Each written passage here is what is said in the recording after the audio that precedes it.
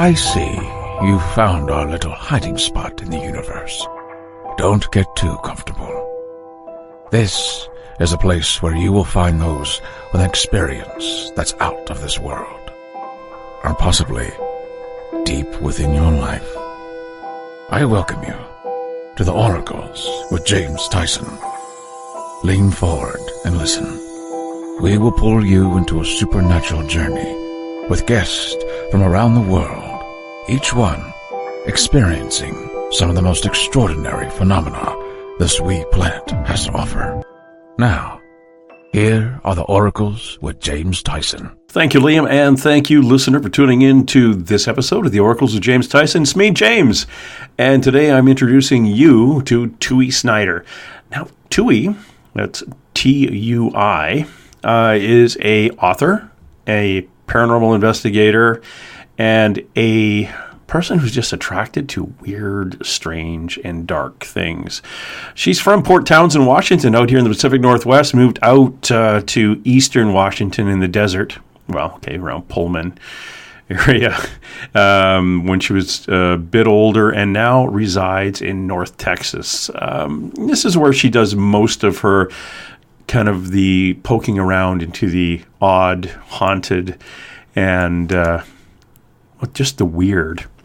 And there's a lot of that out there in Texas, she has found. She used to write fiction, and she moved to Texas, is where she's kind of got into the nonfiction bug. She likes to say that she used to write fiction, and then she moved to Texas, which is crazy. It's lots of stuff to do there. A number of her books. So we're going to talk to a couple. I'll just read off a few of her books. The new ones we are going to talk about. 6 Feet Under Texas is a continuation of one of her books. Is called Understanding Cemetery Symbols, and that's going to be a whole episode in itself, but not today. Today we are talking about Paranormal Texas, and it's your travel guide to the haunted places near Dallas-Fort Worth. And it's the second edition, which has got a bunch added in since the first edition. Their second edition just came out in August of last year being 2019. For those of you who are just tuning in here at the beginning of 2020. Another one of her publications, she actually put out these 2 books, which are really cool. One is called Graveyard Journal, and the other one is Ghost Hunter's Journal. And in this episode, we discuss the advantages of taking a notebook with you. It's, like I say, one of the guys I used to do paranormal investigations with, he said, if you needed to get down to the basics, take your a notebook and a piece of string, and nowadays a digital recorder. But you don't really need a lot. You don't need all that fancy equipment. Hang a piece of string up and say, hey, can you move this? And see if that works. Make notes. You don't have to say anything out loud. When you hear a voice, don't start yelling and screaming to everybody around you that you heard a voice and get into a big, huge conversation, because that voice may have been the beginning of a long diatribe from some spirit, but you've talked over top of it for the 10 minutes. But make a note in your notebook, and in the debrief at the end of the paranormal investigation, discuss different things that you heard. So again, what she does is pokes around, goes in, researches, goes to the archives, digs up everything she can about certain locations, and writes it all down. And Paranormal Texas is one of her first books. I think came out in 2014, but the second edition, which is what we'll talk about, is 2019. Also going to talk about a book that's at the editor right now, and it is the Great Texas Airship Mystery of 1897. The Great Texas Airship Mystery of 1897. That is a compilation of a bunch of newspaper articles where she's actually gone through and researched them and adds the articles and the eyewitness accounts of what people saw. It was about 100 or so sightings of something flying in the sky back in 1897, and basically the only thing around the U.S. back then were balloons. I mean, like the hot air balloons. people were using. So, but these weren't described as that. They were described as cigar shaped. And this comes out to a place called Auburn, Texas, where there was a believed being had crashed and was badly burnt and buried in the ground, and which is where you usually bury people. But the tombstone on it was a cigar-shaped craft with like three portholes in the side of it. That is the second of the tombstones, kind of copying what the original broken one looked like. The original broken one was been removed, and then 30, 40 years ago, another tombstone had been put on it with a similar carving on the side of it, and that disappeared. No one knows where that is now. So, and which meant nobody knows exactly where the grave for this quote-unquote alien was. And when the new tombstone was taken, it's kind of awkward too. They don't really remember exactly where it was. But luckily, if you were to Google the Auburn Cemetery and airship, you'll see a picture, and that's actually Tui's picture, because she's about the only one who ever took a photograph of that second gravestone or tombstone. And now it's got a third one, which I think is just a rock with a felt pen on it saying E.T. buried here or something like that. That's what we'll be talking about. So we're going to touch on her paranormal book, then get into a little bit on the Great Texas Airship Mystery of 1897. And before we go, we'll talk about 6 Feet Under, that continuation of the Understanding Cemetery Symbols. And it didn't quite fit in that other book because it talks more about the really bizarre grave sites in Texas. Go to our website, please check it out, tuisnider.com. Again, that's tuisnider.com, tuisnider.com. And remember, if you're down in, down? It's down for me. Texas is south. But if you're up in North Texas, up in the Dallas-Fort Worth area, going to a paranormal conference, keep an eye out for Tui Snider. Check out her books when they're there. Grab a journal. If you're a paranormal investigator, grab yourself a journal. It's the best thing to have when you're out doing an investigation. Make notes and sketch, for goodness sakes. Make some sketches while you're doing it and compare the notes afterwards. Let's bring Tui in. She's probably on the phone here. Hello, Tui. How are you? I am great, James. How are you? I am well up here on a cool winter day up here on the lower left Pacific coast of Canada. How's Texas? Texas is pretty chilly for Texas. Probably not by your standards, but it's a little bit cold for us. Which part of Texas are you in? I am in the northern part. I'm in the Dallas-Fort Worth area. Mm-hmm. So not on the panhandle. I'm kind of just up there in the mid-center of the north. Mid-center North Texas. Does that make any sense? Not at all, but it's kind of cool. Texas is crazy because Eastland is in West Texas. West Texas is in South Texas. So you can't pay attention to that. Well, so, yeah. It's not making any sense at all, young lady. No. I didn't get to name it, so there you go. How long have you been there?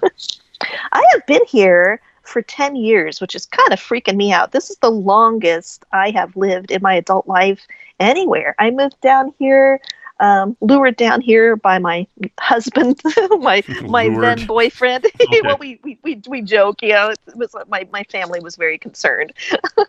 So yeah, I moved down here, and oh my gosh, it's been great. But it's amazing because before that, I think I moved something like 14 times in 10 years. So for me to be in the same place, it's just in the same house, no less, has been really surprising. Do you know Greg Abbott? Greg Abbott, yeah. I met him at the UFO Congress. No, the governor of Texas? Oh, that one. Oh, sorry. I'm sorry. No. No, hold on. Oh, my goodness. Have you been to Guadalupe Peak? No, I have not. Oh, God. Man, you don't know the governor and you've never been to the highest point in Texas? Come on. No. I have not seen the Marfa Lights, and that is so high on my list. I mean, I've wanted to, long before I ever knew I was going to live in Texas, I wanted to see the Marfa Lights.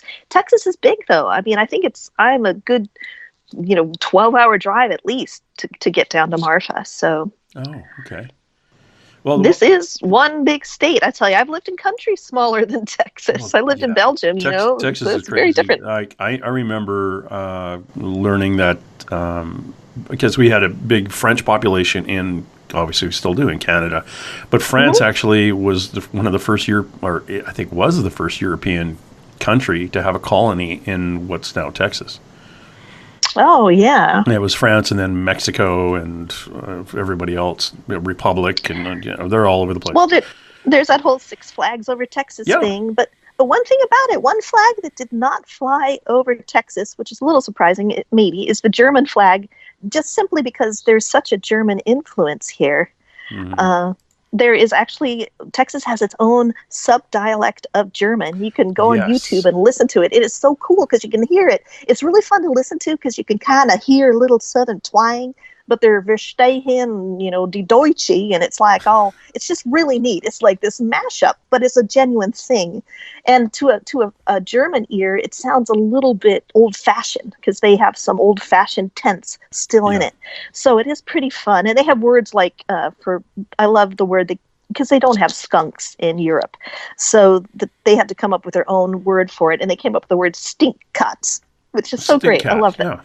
Yeah, so there you go. It's kind of fun. And there's good German food here as well. There are, and there's really cute girls, are what I remember from being younger and hanging out in an area of Texas where they had a whole bunch of the German, all these beautiful blonde girls with perfect teeth. And I'm thinking, wow, this is kind of cool. And they said, yeah, we have this big German population. I said, really? Like the prisoner of war camps emptied out here or something? How did that happen? Well, there is some of that. Okay, there were actually prisoner of war camps here, but it was in the 1830s or so.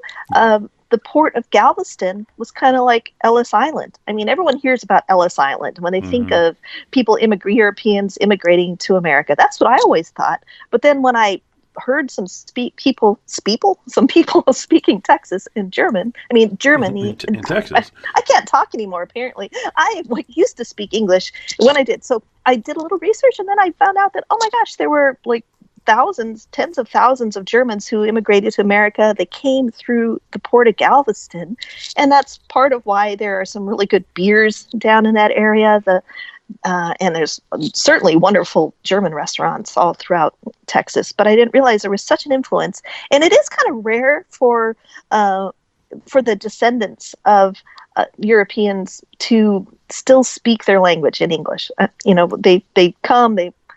Not many, they're like, the German to have been, for this Texas German to have been preserved is quite rare. I mean, it's dying out, but it's one. You look at all of America, you think we'd have a lot more pockets of people speaking, I don't know, Czech or speaking French since they came to America. But most people just, abandoned by the second or third generation. They had been assimilated and were speaking English. So it's kind of cool that Texas German still lingers. Yeah, it is. And if you mentioned Galveston, that's one of the most haunted Galveston Island. Yeah. Is one of the most haunted locations in the United States. It's crazy down there. Have you had some experiences down there? No, but I interviewed a guy years ago who had the coolest name, and I can't remember it right now. Is it Dash Beardsley? Yes! That was him! Isn't that a cool name? Hi, I'm Dash Beardsley. Oh, yeah, he's such a character. He's a lot of fun, and he is really up on all that. He's the ghost man of Galveston. Yeah, he did all the tours. I got to get Dash back on, because he was very, very cool. And he was telling me about Galveston Island and the history and the deaths and the sorrow and I was going to say all the cool stuff, but but it was from translucent figures floating around and ghost boats coming to dock, and it was just amazing, the stuff. Yeah. There are. Well, with all the hurricanes, and then there was just some incredible stories of this woman, this one nun who. She heard that, she thought that her classroom could just wait out a hurricane. So I think they all held hands, and then they were all swept out to sea, things like that. There's some real tragic stories. So, that place deserves to be haunted. When you hear some of the history, you're like, well, of course it's haunted. Yeah, Dash Beardsley. That was a cool conversation. Now, and that's the South, Europe in the North, and one of the books that I want to talk to you about is a book that came out last year. It's the second edition. It's Paranormal Texas, Your Travel Guide to Haunted Places Near Dallas and Fort Worth. What kind of interesting places do you have around Dallas and Fort Worth? Now, is Dallas, Texas has an area in town called the Stockyards? Oh, actually, that's in Fort Worth. That's Fort Worth, okay. Yeah, and Fort Worth is like, okay, Dallas and Fort Worth are only 30 miles apart from each other, but they're worlds away, and because just the feel of the town. So Fort Worth is where you're going to see people wearing cowboy hats, and they have some places where you can get custom made cowboy boots that are going to take, the better part of a year before you get them back. They're going to measure your feet and make them. That's where the Stockyards are. Okay. And the Stockyards is where Hell's Half Acre was. And Hell's Half Acre was actually a 3-acre section in Fort Worth that really was like the who's who of the Wild West. So Fort Worth calls itself where the West begins. And when you look into the Fort Worth's history and you look into Hell's Half Acre, that's where this is like, it's the south side of town. I don't know why the south side of town is usually, how that is. It's usually the bad side of town for whatever reason. But that's where you're going to hear all the legends of like Butch Cassidy, Wyatt Earp, Sam Bass, Luke Short, Doc Holliday. There's even long-haired Jim Courtwright, got shot down there. And it's just a really historical part of town with a lot of really intriguing Wild West cowboy, all the crazy stuff that you watch cowboy movies about when you're a kid. Those things probably actually happened in Fort Worth. Well, that was also the red light district, too, Hell's Half Acre. Oh, yeah. Mm-hmm. That's where the cockfighting was. That's where they played dice. And they would, there was a game called Pharaoh, which I didn't know. That's actually when you think they're playing poker in the Old West, they're actually probably playing Pharaoh. So I went to a historic reenactment in a cemetery in Fort Worth, and there were guys with these really genuine mustaches, like Old West mustaches, and they were in the attire. I mean, they live in this, full year. It's not like they just put on their clothes. You got to work that mustache to get it like that. And they were playing Pharaoh, and they were talking about, what it really would have been like to live in that time period. It's pretty fascinating. So with a history like that, you are going to get some good ghost stories, I tell you. Well, yeah, and for those people who don't understand, that we just threw out the name Stockyards, but that's actually the place. If you back in the day when all the you would get on your cattle run, sending them to market, that was your destination. You brought them in from the ranches to the stockyards where they were sold and shipped out. So now you've got a bunch of cowboys with a pocket full of money. So Hell's Half Acre, it had the red light district because those things follow the money. That's where the bordellos, the boarding houses, gambling parlors, saloons, everything, and a whole bunch of mercantile businesses like your clothing stores and your boots and your tack and whatever. That all kind of it was in one big conglomeration. So that brought in the gamblers and anybody who preyed upon a bunch of young guys in their 20s with a pocket full of money because they just and they're hot, tired, and hungry and been on a cattle drive for the last 3 weeks. Yeah, this is where it's all going to come together. So there is going to be shenanigans, and there is going to be a lot of negative energy on the periphery of that, and a lot of positive energy, and a lot of, like I say, a lot of shenanigans. But that type of thing usually does have the residual effect of interesting hauntings. You get people who just haven't crossed over because they're either having fun with everybody else who stayed back, or they have a perception is, I'm going to go to hell. So, you know what? I'm going to stay here. This is kind of fun. What did you find when you're in a place like that and when you're doing your research for your book, your Paranormal Texas? When you start looking into that, what are the types of events or hauntings what did you bump into? Well, I have something kind of funny to say. One thing that surprised me when I was, and I have a YouTube video about this, so I started sharing a few things on my YouTube channel because I thought that would just be fun. But what's your YouTube channel? It's just Tui Snider. I think if you just go to go to YouTube and type Tui Snider. I've got an actual, what is it? It's, okay, I'm looking to see. Yeah, it's just youtube.com/c/Tui Snider should get you there. Okay. And Tui is Tui. Yeah, Tui, and Snider is Snider. There's no Y's in my name, so if you're wondering, getting a broken Ural, it's like you might be using a Y. But yeah, so it was kind of funny. So, the reason I did a second edition was people wanted photographs. I didn't have photographs in my first edition, and they wanted photographs of it. They wanted to hear more of my firsthand experiences. Like, readers would say, yeah, but what did you experience at these places? So I didn't include as much in my first book because I kind of thought, well, people don't want to know what I experienced. As it turns out, hey, who doesn't? Everyone loves a good ghost story, right? So if I experience something, I do include it in the book. Now, one of the things I noticed when I would go around to different places, I started to notice some strange trends. And one of the things was there was a name that kept coming up on spirit boxes and also when I would go, okay, so I would go, like, I'll hear that a place, my readers will tell me that a place is haunted. Hey, you got to check out this hotel or this restaurant, or I will do some research, or you know how it is. I just have a collection all the time of places I want to check out. So when I go there and I start talking to people and I want to talk to people who've had some experiences of their own, a certain name kept coming up over and over, and it was cracking me up. I don't know if you can take a wild guess what the name might be. Probably not, but no. I don't know how anybody could really, but no, you're just being silly. Come on, what is it? It's Steve, which is weird. And Steve? so many. Yeah, and so I was going back through my notes, and I was getting confused because I was like, okay, this hotel, and they noticed that there's a ghost named Steve, and then I'm writing another chapter, and I'm like, oh yeah, let me look back and see what they said, and then the spirit box picks up the name Steve, and I'm like, Steve? And so I looked through, I had it all in a document so I could do a find, and I did a find for all the Steves, and I was just laughing, like, if I hadn't been taking notes, I really wouldn't have noticed, because Steve's not such a weird name that it doesn't stick in your head. It wasn't like Ronaldo or, I don't know, Shaniqua or something. It was Steve.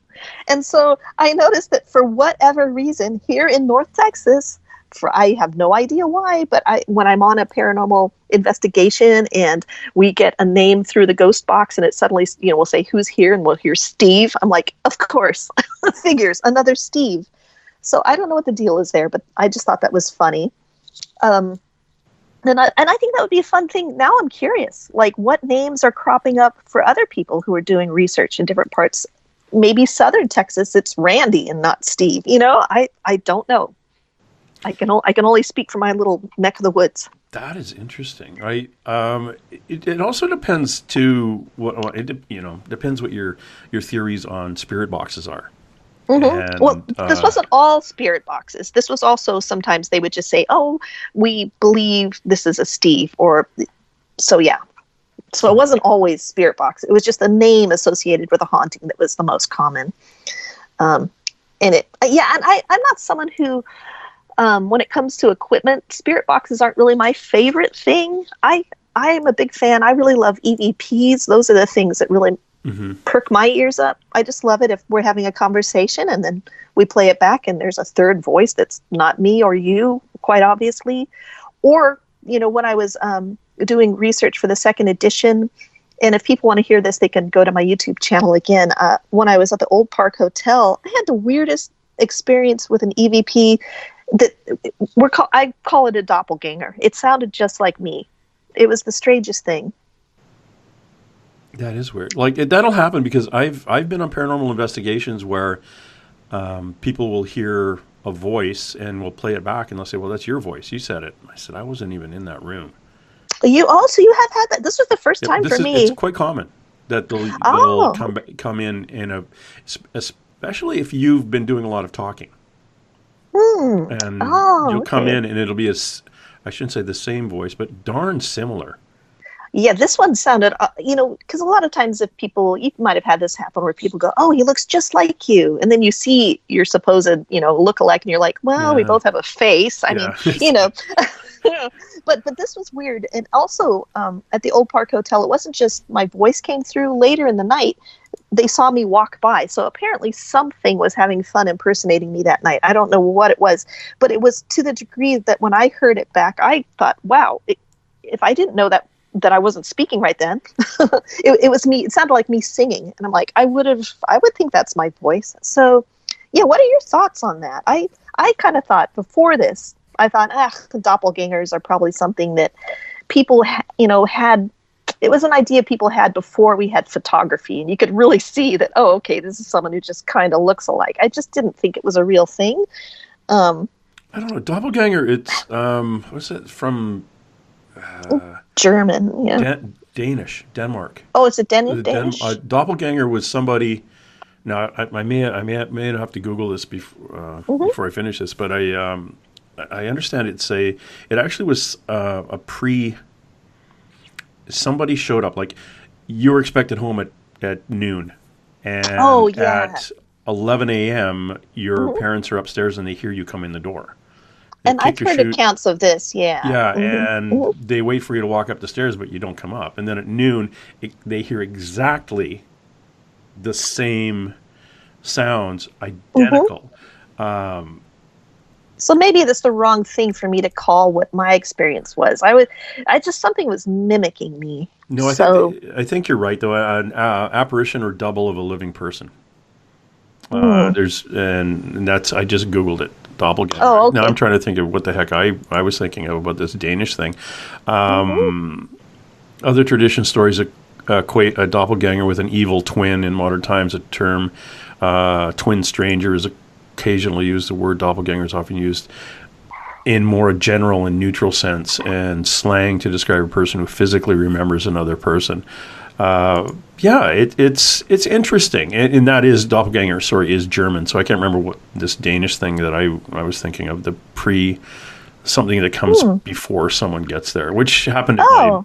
That's happened. My cousins lived in a crazy haunted house. It used to be a doctor's home in a small town in Alberta, up in Canada, and it was a doctor's home back in the 1930s, and of course, the mom and dad are waiting for the, kind of half asleep, waiting for your kids to get home. And they hear the last kid gets home and they hear him open the door, shut the door, kick the shoes off, the whole bit.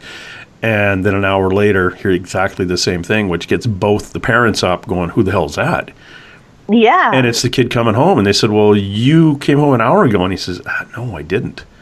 You know what's weird? Now that you say that, something similar used to happen to my dad when my sister was a teenager. He would hear her, he would think she had locked herself out. He would hear knocking downstairs because she lived in a little basement apartment. And so he would go down and she wouldn't be there. And then he would go back upstairs. And then 10 minutes later, she would actually come home. So that was just a weird thing. And he didn't tell anybody about this until recently. I'm like, well, that would have been nice because I was having strange experiences in that house. I would have liked to have a little backup. Everyone was just patting me on the head and going, oh, yeah, you and your big imagination. But he mentioned something similar, and it was with my sister when she was a teenager. It was like a little, I don't remember if it was 10 minutes or a half an hour, but he said it was almost the exact same. Like he grew to know that when this happened, it just meant she was going to be coming home soon. Yeah, it is weird, and it's one of those things that, and sometimes a dog, it's like dogs will sense it. Somebody, the dog will get kind of anxious 10 or 15 minutes before someone shows up at the house. Well, how do they know they're showing up? If they're not dropping in at a specific time every day, how does that dog know they're going to be there in 10 minutes? Yes, a minute beforehand, maybe they heard they recognize the car sound or their bike or whatever walking down the street. But how 10 to 15 to 20 minutes away, well, that person is still out in the middle of nowhere. How do they know that person's coming? So, yeah, maybe there is something to that. Yeah, maybe so. Well, another thing that I found when I was coming up with the second edition for Paranormal Texas, which I consider a travel guide. It's just a travel guide that's going to take you to haunted places. So that's the whole purpose. It's just meant to, I want to take people, my mission, with this book, is I want people to go, you know what, I'm going to unplug for the weekend. I'm just going to go out and I'm going to go to this allegedly haunted place and see if I can get have anything happen. And that's one of my soapboxes. It's like, okay, let's get out, explore the world right around you. You don't have to go to another time zone. And the other thing I like about getting people out to do ghost hunting is that, it engages you with your local history. And then also it gets you to I think it's just kind of a fun way to practice mindfulness. There's all this talk, and especially it's January, so I see people making their goals and what they say what 2020 is going to be like for them. And a lot of my friends, I'm going to meditate more and I'm going to be more mindful. And I'm like, just do some mindful activities, do some fun activities that get you out paying attention to your senses. Sit quietly somewhere and see if you notice something out of the blue, or pay attention. So that's a big reason I think that ghost hunting can be a good thing for people to do, and I think it can help us connect us more.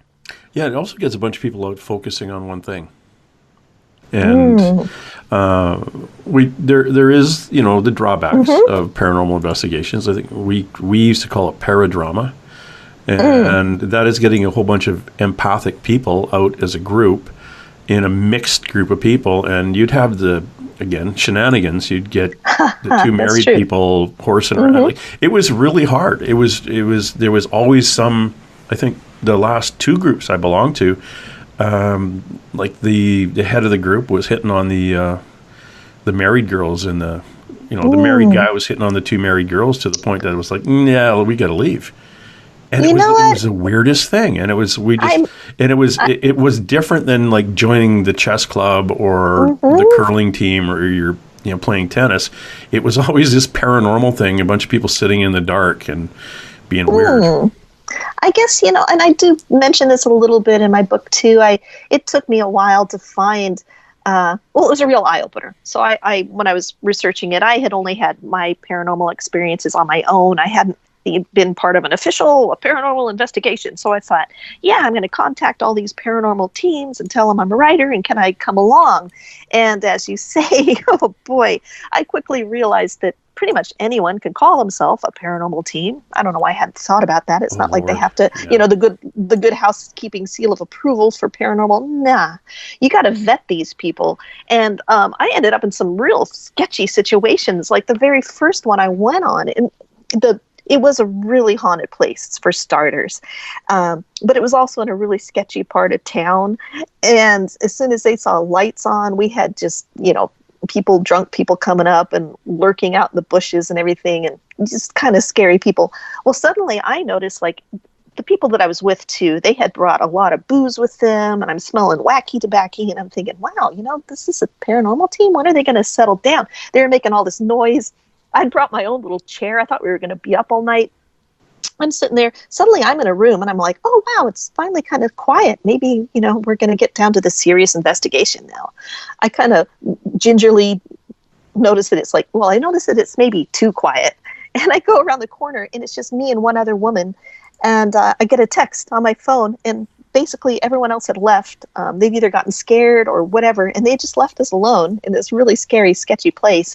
So yeah, that was eye-opening. So I'm real careful about who I will spend time with on a paranormal investigation. And I have learned that, there's only 2 or 3 groups that I really trust my time with, because you can really get into some dangerous situations. For one thing, a lot of times you're in an old building, you're walking around in the dark. I mean, yeah, it's not great. One of the things I'm putting together a workshop on paranormal investigations. One of the things that I found from being on paranormal teams is nobody knows why they're doing it. Well, we're doing it because we had a couple call, and they think there might be a ghost in their house, and they want us to check. I said, okay. And why do they think there's a ghost in the house? Well, because they see a ghost in their house. Okay, that makes it pretty easy. Are they insane? Or are they both like? They're not doing any. We both see a lady in a blue dress at the top of the stairs. We see her at different times, and our kids have seen her. My aunt's seen her, and we're wondering if our house is haunted. And you kind of look at them and go, "Yeah, your house is haunted because you all see a lady in a blue dress at the top of the stairs." But we're not. We need to hear that from someone else. I think you still don't really trust yourself. I can understand needing to hear that from someone else. Like, are we just collectively crazy? Which I don't know if there really are mass hallucinations. But But yeah, no, that sounds like a really good workshop that you're going to give. I think a lot of teams don't do that pre-investigative work. So the ones I like, they will go in ahead of time and maybe vet to see if it's even, well, if it's a private home, they're going to come in and they're going to, look for a lot of things to debunk. And yeah, sometimes people are disappointed when they find out it's just their furnace turning on. But yeah, you asked to find out what the thumping was. And the trick is you walk in and only one person on the team should know what the people have seen. Because if you walk in and the entire team is there and the lady says there's a woman who comes out of that room upstairs in a blue dress, well, everybody's going to be looking upstairs and focusing on a lady in a blue dress, and you'll probably see one because you're all looking for the lady in the blue dress. Meanwhile, down the hall could be three kids on a skateboard and a ghost of a dog, and you're not paying attention. So one person knows what the task is.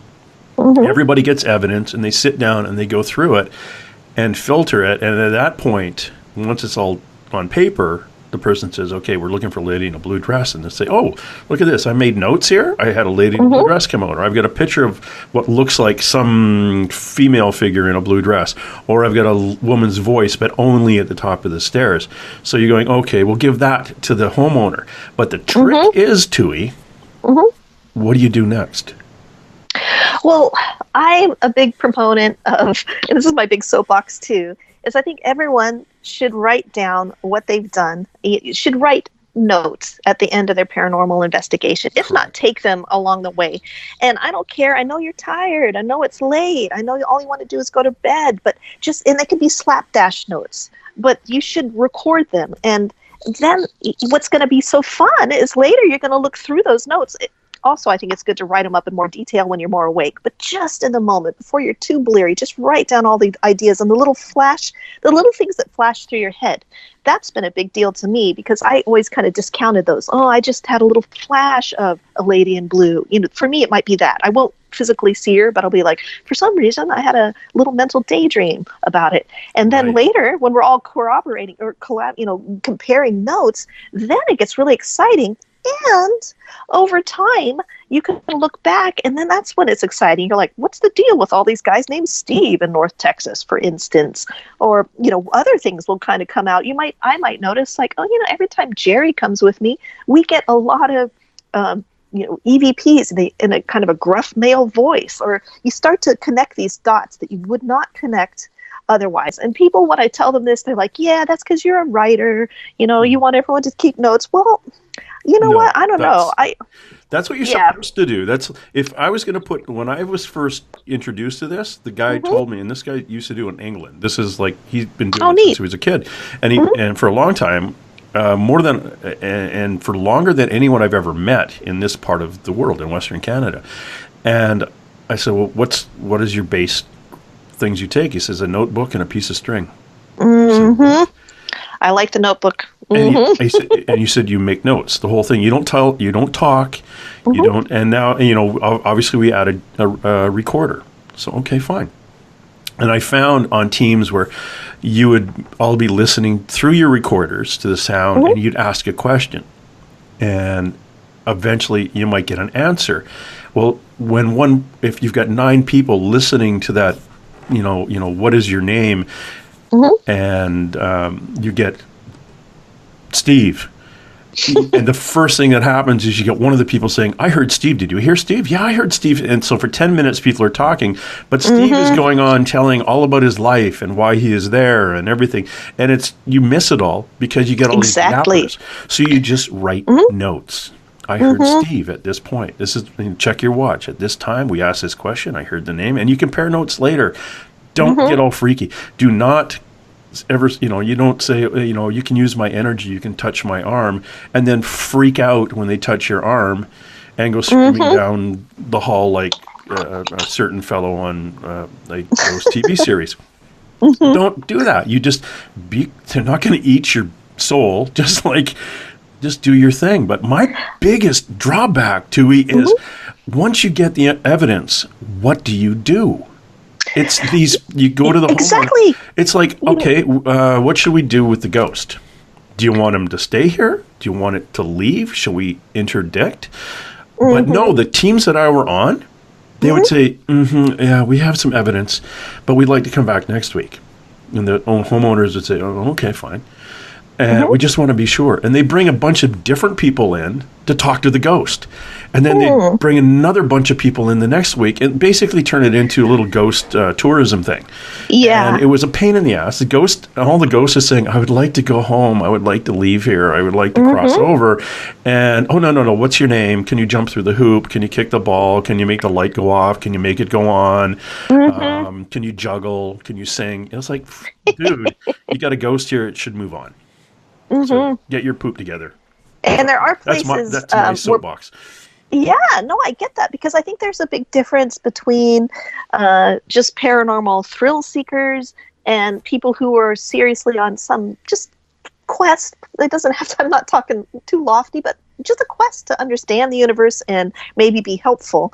But I think some people just want to run from one thrill to the next, and so they're the people who ask for the ghost to touch them and then scream and run down the hall when it does.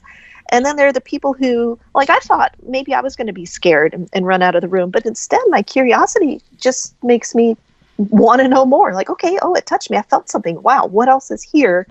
I don't think people take the time afterwards to digest what they experience, because they're just on to, where are we going next week? Yeah. What are we going to see next week? Oh, this place. Let's go to that place. And so, but I compare it a lot to bird watching, because if I had some rare species of bird in my backyard and I invited you over to see it, you wouldn't, just burst out the back door, run around, throw your binoculars in the air and scream, "Where's the bird?" And I mean, if you did, you would not expect to see it, because the thing's going to be freaked out and go away.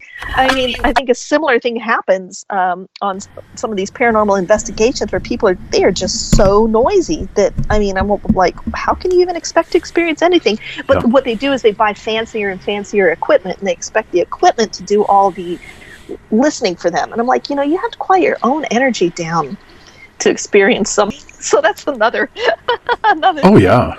that gets me. I feel like we should be sitting out on a back porch in a porch swing right now going, and another thing about them ghost hunter types that gets to me. We should be venting. Yeah, I'm venting. I am. I'm venting. Yeah, it happens. I get so fed up with these people that want to go out and say, well, I want to go on a paranormal investigation. And my first question, that's a great question. It's a haunted place. Yeah, okay. Every place is there's ghosts everywhere. Yes. Absolutely everywhere. If you want to talk to a ghost, and since we get into the woo-woo conversation of the veil thinning in 2012, and that's why more and more people are hearing them, literally take a tape recorder, just plunk it in the middle of an empty football field at midnight and start asking questions. And someone's going to show up and want to talk to you. Yeah. You don't need to be in an old house. You don't need to be in the stockyards in an old bordello. Those might be a little more active, and you may think it's a little more fun, but you could do it like in your backyard. Oh, for sure. Definitely. I agree with you totally. I think, but I just wish people would spend a little more time digesting the experiences that they do have. I think that it's much more exciting then.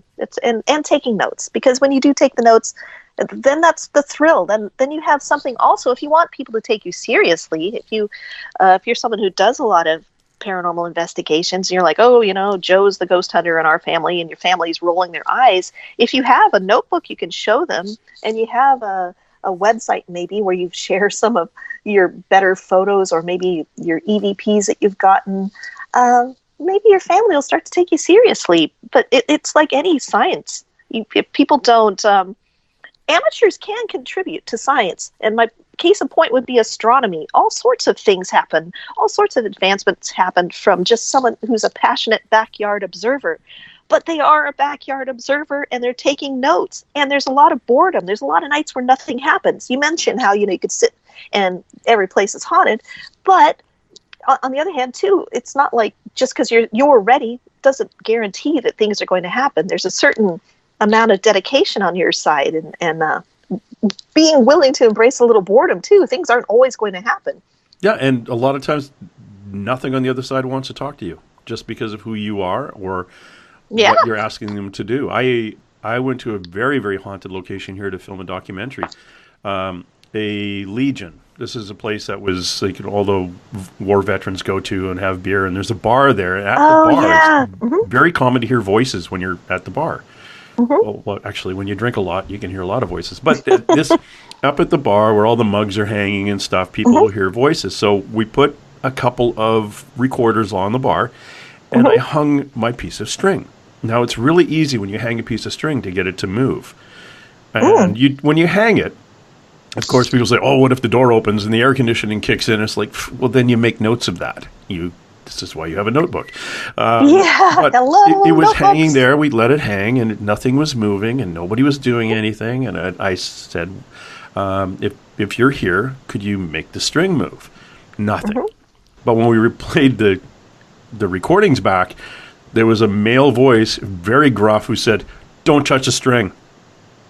So he was telling all the other ghosts, the spirits, like, no, these guys are jerking around with us. We're not going to be playing games with them. We don't want to give them the time of day. So that is hilarious. Yeah, he just didn't he didn't realize that we were going to pick up his voice telling the other ones not to touch the string. But that's why our string didn't move. So you can't come out of there going, yeah, I guess there are no ghosts. Well, I get that from people. They'll be like, oh, did you write about such and such hotel? And I'm like, yeah. And they're like, well, that place isn't haunted. Shouldn't be in your book. I went there and nothing happened. And I'm like, whatever, God. Yeah. I guess, I'll take it out now. Yeah, let me just erase everything in my book. What other, we touched on the stockyards and Hell's Half Acre and kind of real briefly on why that place would be active. In your book, Paranormal Texas, a travel guide to haunted places around Dallas and Fort Worth, what other places jumped out at you? Well, other places, obviously, other things that happened that surprised me was I learned that haunted elevators are a thing. Yep. I just didn't realize that before I started seriously taking notes and going around. I started to notice that, elevators, what I like about haunted elevators is that they're haunted in different ways. Like, not every elevator, so you can't say that, well, this is just a glitch that happens with elevators. Different things will happen to the elevators at different places. Like, there's one in Weatherford, Texas, where on like a Friday or Saturday night, suddenly the elevator will start opening up on the ground floor, and then it will go up to where the ballroom is, open up on that floor, and then come back down. And I'll do this over and over as if people are coming and going from their ballroom. And the ballroom has been quite haunted. Like, people have heard music going, like 40s music or big band music. And unsurprisingly, a lot of this happened when there was a big remodel going on. You know how for some reason remodeling often triggers more paranormal activity. And then you get the workmen getting jumpy and starting to complain. You've probably come across cases like that. Yep. Why do you think that is? Do you think it's just that the people are unsettled? If there's spirits there, they just are. It's kind of like that movie, The Others, where they're like, "Why are you moving things around in my house?" Well, they're basically, in my understanding, especially with the construction workers, where you come in to remove a wall or move things around. It's you got a dead person who may or may not have mental health issues in life, and now in death, they didn't cross over, so they're kind of hanging out in their comfort zone. This is I'm comfortable here. This is my house. And I don't like you hanging all these things on the walls, or I do not like you removing the wall or putting new flooring in. So they try to interfere with it the best they can, and which is like moving your tools around. And that's about it. It's nothing malicious. It's just that they'd rather not have you. It's like someone coming into your bedroom and rearranging it without your permission. Yeah, which is always irritating. So, yeah, I wouldn't like that. Yeah, so I think that's about it. We are talking to Tui Snider. That is Snider, Tui, Tui. Tui Snider, she's an author and a speaker and a personal friend of mine. You can follow her shenanigans. Here, I keep saying shenanigans today. You can follow her on tuisnider.com. Check out the books that she's been writing. We're kind of all over the place right now. We're talking from the weather to strange things that go on in Texas. We're talking about Paranormal Texas, one of her books, Your Travel Guide to Haunted Places near Dallas and Fort Worth. Second edition came out in August of last year, but tons of other books. She's been digging around in the paranormal side of life, which is kind of cool. Tui, you're Paranormal Texas. You also have we were talking about it just a bit earlier about how amateurs can kind of like help out with scientific research, but you actually have a link where you get people, if you want to upload an EVP or listen to other people's EVPs. Yeah, so that was one thing I added to the second edition of Paranormal Texas. Was I thought, you know what, this is a book that when I picture my ideal reader, they've got their paperback version of it stuck in their glove box, and they're thinking, hey, I got to go to McKinney or Mineral Wells for work next week. Maybe I'll see what's haunted there. They'll pull it out, and they'll want to know, like, oh, I see, I'm going to be right near the Crazy Water Hotel. I wonder what other people have experienced there. And so they could go to my paranormal, what have I called it? Calling the North, I can't even remember the name of it. I made a database for people, basically, where they can go and see what other people have experienced at these different places. It's like a way for us to share things. So if you go to any of the places mentioned in my book and you get a really crazy good photo of something anomalous, or a wonderful, Class A EVP you want to share with the world, you could post it online and then send me the link, and I will add it to this database so that other people can look and see what all's happening. And my hope with this is that if over time enough people contribute to the database, it's very much a work in progress, but that we can kind of see maybe certain things will emerge. We might know that we wouldn't have known. We might go, you know what? Look at what's going on here. Every April, there's just crazy paranormal activity at this location in Fort Worth, or look at all these EVPs that are saying the same thing, or we found another Steve over here, just different things like that. So that was my hope with it, because you know how in the UFO community, they've got MUFON, and they have tremendous databases, and there are people who are really keeping track of all the nitty gritty and all the details, and drawing correlations between, hey, there was an incident in North Dakota that's a lot like this one down in Texas. And if we don't share these, what we're experiencing, if number one, we don't keep track of it, and then number two, we don't share it in some manner, we're not going to be able to connect these dots and make some discoveries. So that's really my hope. Wow, that's it, and it's good. It is a way to get people involved and to let people understand there's other ways of doing things. And to connect with other people who have a similar interest. So I like that idea. Where can people connect with that? Yeah, so I just call it the Evidence Database for Paranormal Texas, and I'm trying to remember. I made a short link for it. Oh, good grief! Offhand, I've had my head knee deep in a different research project right now, so I don't always. I'm just going to look at my own book. Where do I have it? It is. Oh, it's pretty easy. Okay, so one of those short links. It's just bit.ly/paratex, which is case sensitive. So I wonder how I could share this with you. Well, could you put it on your? It's not on your website, is it? I'm just revamping my website, but I should put a link to that. I will make it. I'll make a link to that. Make sure that is the right one. Yeah, that's what I will do. I'll add it to my. So by the time this comes out, I will add that on my website, and I'll either put it up on the top menu or I'll put it on what I'm up to. I have a thing there because I'm going to put a link to your interview, and then people can see. I've got a section called "What Tui's Working On." I could put it there under my updates. So I'll add that after we get off here. But yeah, I just really enjoy seeing what other people discover. I don't want to be the only one out there looking around to see what's going on. I want people to share their experiences, and then I want to be surprised. Like, I love it when I have a preconceived notion about, some topic, and then once I start researching it, I realize, wow, I'm totally wrong. This is neat. So, well, it's good to have when you realize you're totally wrong, then you can move on to something else. mm-hmm. Oh, it leads you to other stuff. It's like, I wouldn't want to write books if I knew it all. I want to learn it's exciting for me to write a book. I have ideas, but my books always take a left turn on me. They always do different things, and that's why they're fun to write. They're a big part of it. Yeah, and you have a ton of books, so keep coming I can't out. stop. I can't stop. Well, one of the ones that you and I talked about at the UFO Congress in Phoenix this year, or that was way last year.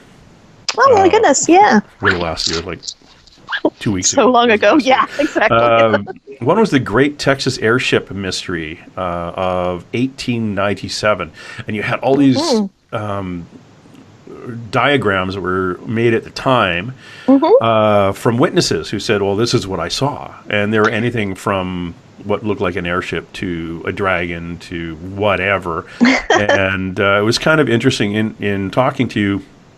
It's like when someone sees a UFO now and they draw a picture of it, it's pretty well, we know technology and we know what UFOs look like in movies and things. So we kind of use our information that we have in our head right now to kind of amplify what our drawing is going to be.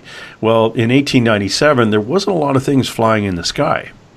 So people were trying to describe things that all kind of, it was an airship, because airships were around. So maybe that's what it was, but it looked like this. Well, they really weren't until 1903. So there were airships, there were some hot air balloons in France, but there really were not hot air balloons or any controlled flight in America at this time. So they were still a fledgling thing over in Europe. But I want to back up a little, because I sometimes joke that I used to write fiction, but then I moved to Texas. And this is a big reason why, because I, about 8 or 9 years ago, I found out that I think I was at a barbecue, and this guy came up to me and, oh, you write? I'm like, yeah, I write.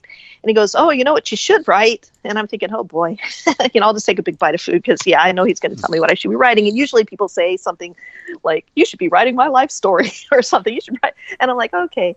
So this guy goes, you should write about that little dead alien body they buried up the street from here. I'm like, what? Did I hear you right? And he goes, yeah, they buried an alien up there in this cemetery. You got to check it out. I still thought he was yanking my chain, but I had my little notebook with me. So I wrote it down. It was Aurora Cemetery. I thought, I've got to go see what this is.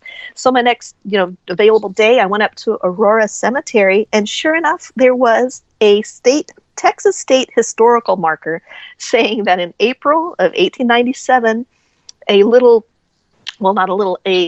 a cigar-shaped object crashed there in the main downtown, and it exploded, and the locals found a charred body, and there was enough of it remaining they could tell that it was not an inhabitant of this world.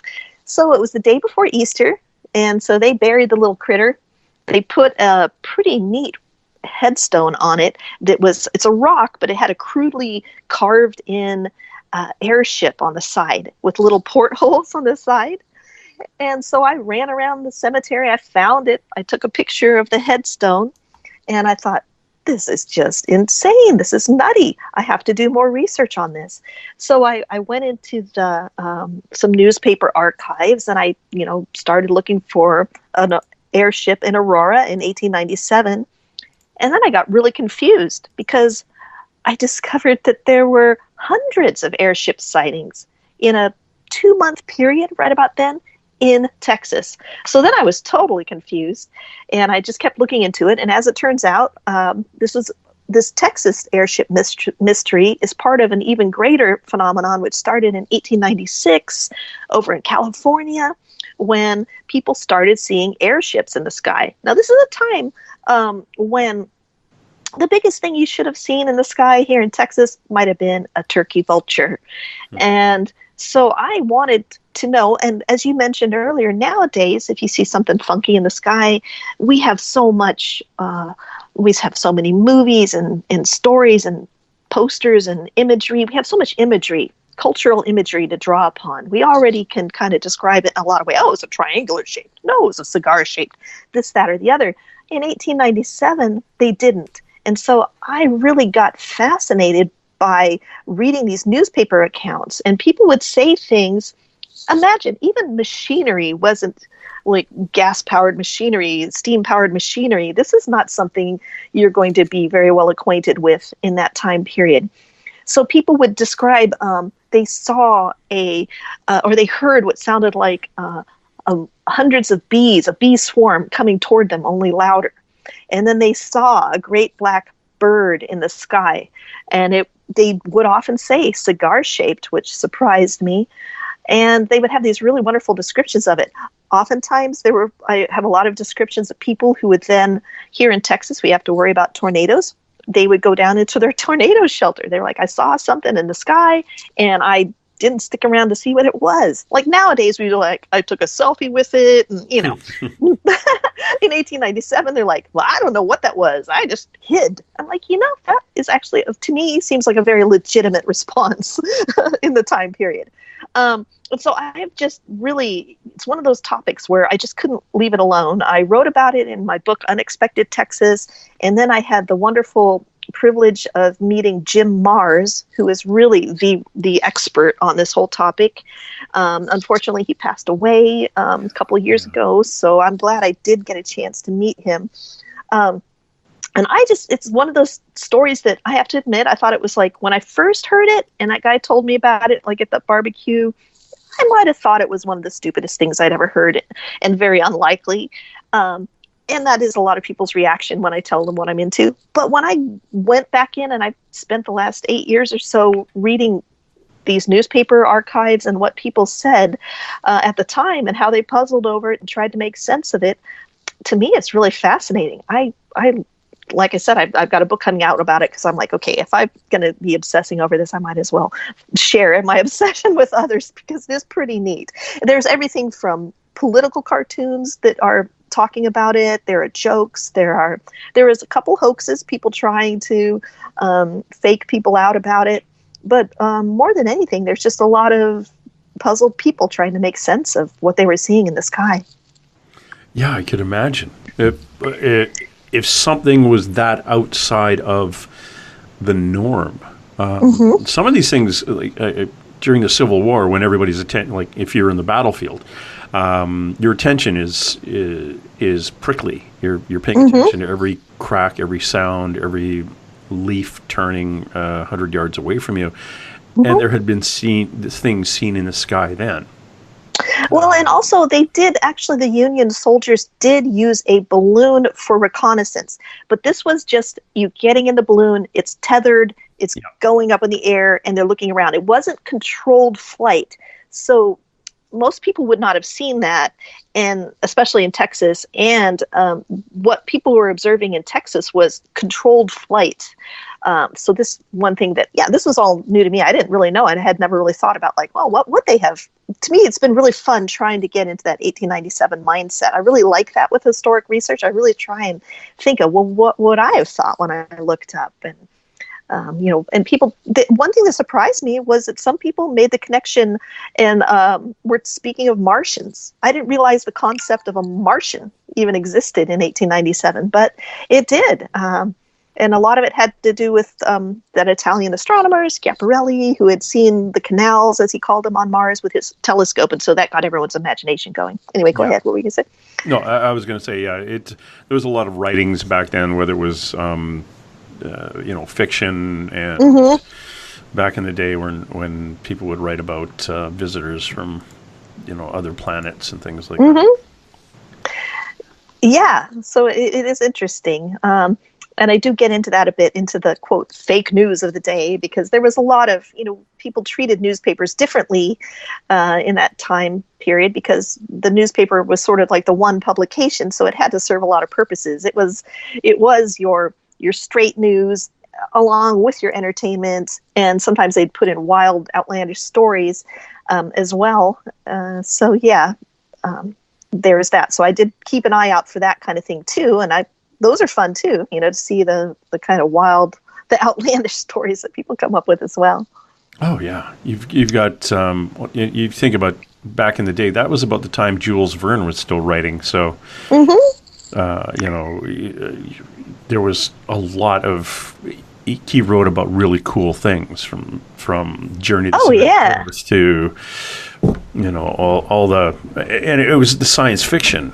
So there was back then, just like there is now, a real interest to science fiction and things. Yeah, like Edgar Allan Poe, he wrote a hoax. It was called the Great Balloon Hoax, is what it came to be known. But using a pseudonym, he wrote this story in the 1840s that had people captivated on the East Coast. He claimed that a guy had gotten in a balloon in England and that the winds had just, ripped him aside, because you can't really steer a balloon, and had taken him all the way across the Atlantic, and he'd landed. And people just ate it up. And then of course they realized it was just some hoax journalism, but people didn't get irate. People kind of expected the newspapers to string them along every now and then. And Edgar Allan Poe, it's got to be well written. Oh yeah, he would really have you sucked in. That would be cool. He interesting, very very interesting writer, and the way that he would definitely captivate an audience pretty quick, and to come up with a hoax like that. There was a few stories. I was talking to somebody who, I can't remember what it was now. Oh, it's irrelevant. It'll get us off on a completely other tangent. Which is always easy. Yeah, which is good, actually. It's fun sometimes. But you had, like, the sightings of airships. Like you said, there were hundreds of sightings. And this was all, you ended up going out, and did you actually see, like, I understand there was that tombstone. Did you actually see it? Because I don't think it's there anymore, is it? No, I'm glad I took photos when I did. I do have photos. I think if you go to my site and do a search for Aurora or alien headstone or something like that, you can just do any variation of it. You're going to see a picture of the original, the second one. There was the original one placed in 1897. Yep. Then there was one that was placed again in the 70s, because that one was stolen in like 1972. And then this other one was stolen in like 2012 or so, somewhere around there. I should look. It'll say on my... The second one? Yeah. And so I'm glad I went there shortly after I took photos of it. So I'm glad I got the pictures I did. And because of that, I sometimes see people have kind of borrowed my photo. It's been splashed around here and there, because it's one of the last photos of that little, that cute little headstone with the cigar-shaped craft on it. Yeah, and the one that, your photo of that kind of sandstone brown, that is the one, if people go online and look up Aurora Cemetery UFO, that's all you have to Google, and it'll come up, or Aurora Crash, Aurora Cemetery, and it's Tui's picture that you'll see. Yeah, it gets borrowed a lot. That's okay. Do you have any photographs of the original one, or have you ever tracked one down of the original one? No, and I don't know, exactly when it was swiped. I've seen them online. I have seen some photos of that original one. I don't know if I have a link to it, and it looked a lot like this one that you'll see on mine, except it was broken a little bit. It hit, maybe the rock, froze and a chunk fell off at some point. I don't really think it was vandalism. I don't think any vandalism really happened until the story kind of resurfaced in the 1970s and people became interested in it again. This is one of those tales that just was nearly forgotten. That's one thing that I find so intriguing about it too.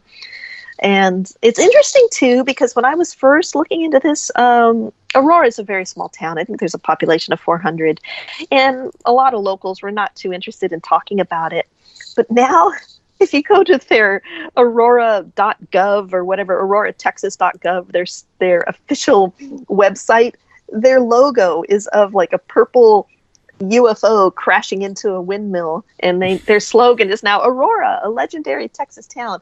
I just think it's so cute. I'm glad they finally decided, we're just going to roll with it. I mean, people know us for this. Go with it.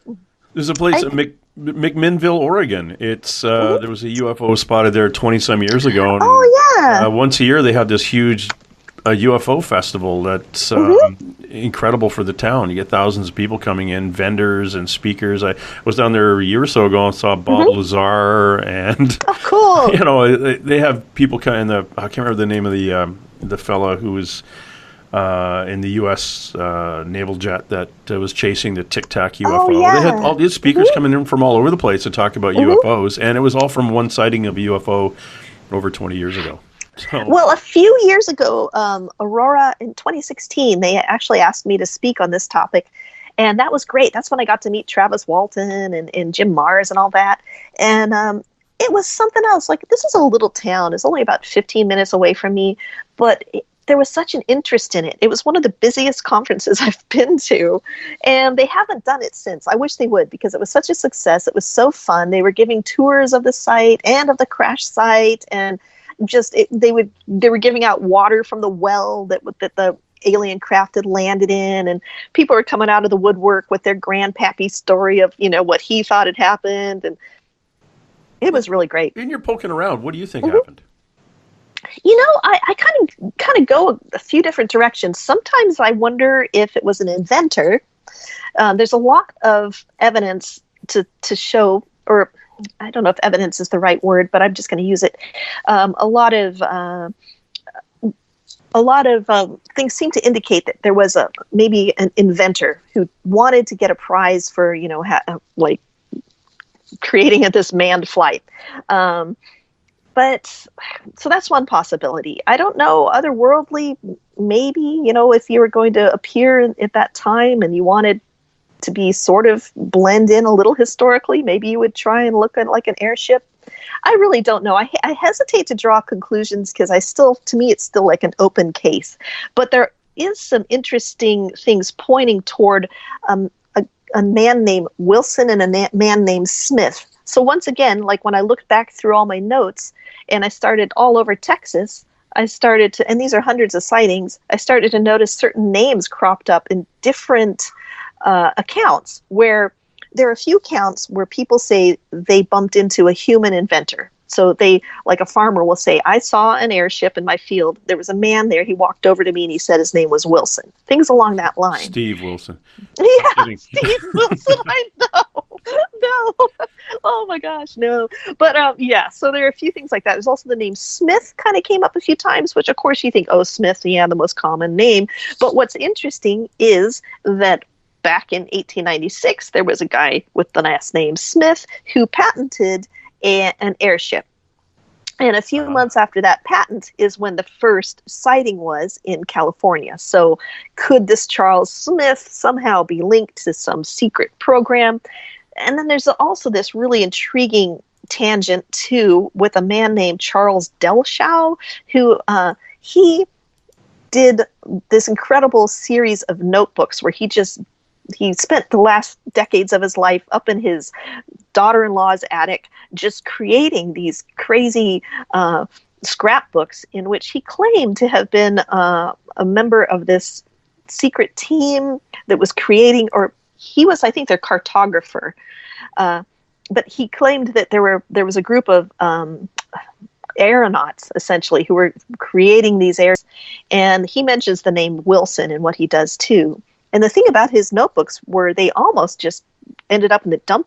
A man walked by and saw him sitting out in the garbage, and he was a bookseller, and he thought, these are cool books. I don't know what they're about. He took them and he kept them in his bookshop for years.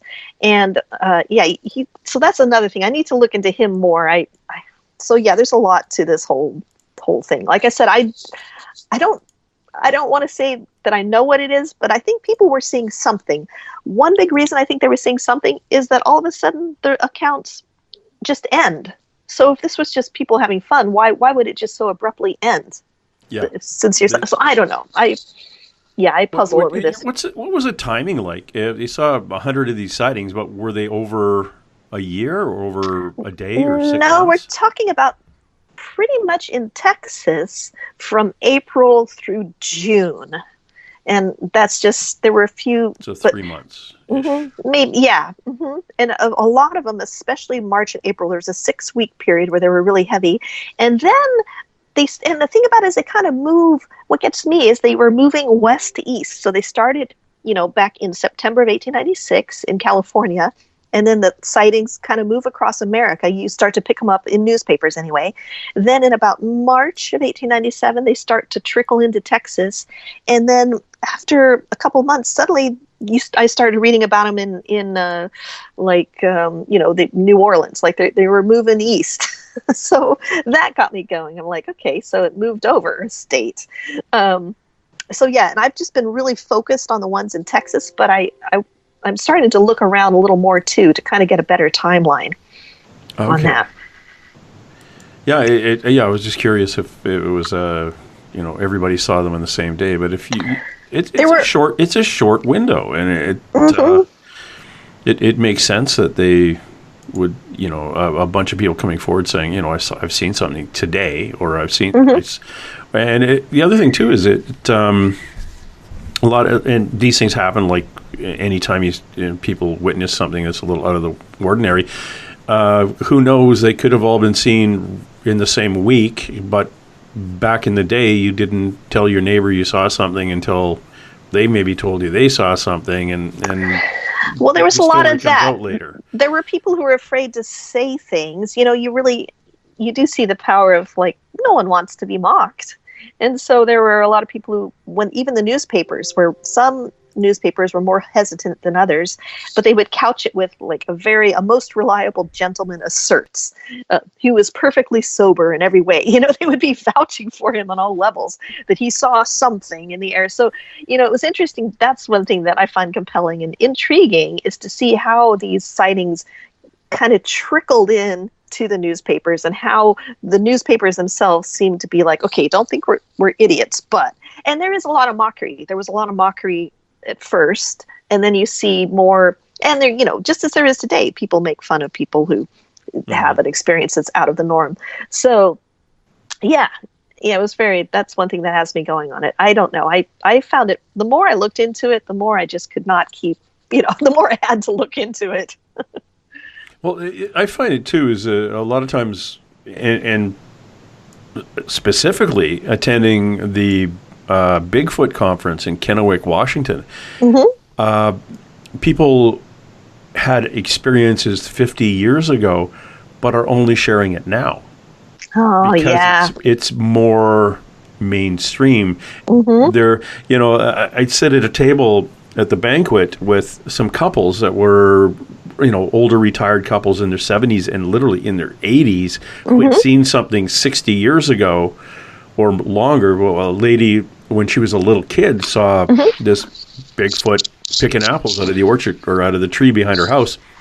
Of course, her family knows, Granny saw a Bigfoot, but let's not talk to her about that, because it's Granny. She's a little bit nuts, and she just kept her mouth shut. But they all go to these conferences because they can share their stories amongst everybody else, because they've all had the experience. Yeah. So we do get stories coming literally out of history. It's kind of fun.